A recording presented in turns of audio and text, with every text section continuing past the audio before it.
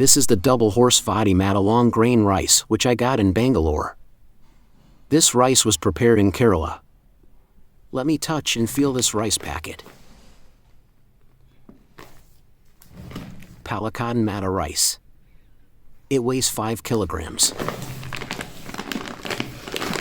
Some information is given here. You can go through them.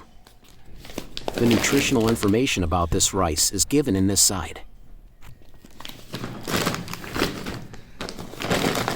Nothing is written in the back side of this rice packet.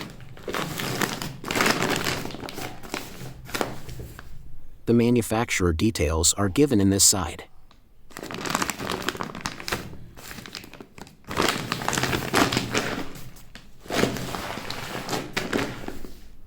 This Vadi Matta rice costs 440 Indian rupees. The manufacturing date and expiry date is given here.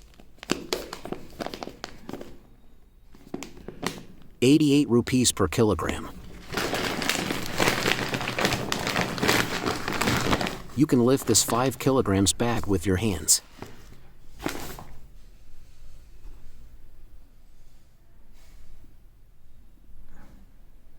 Let me show you the complete rice packet again.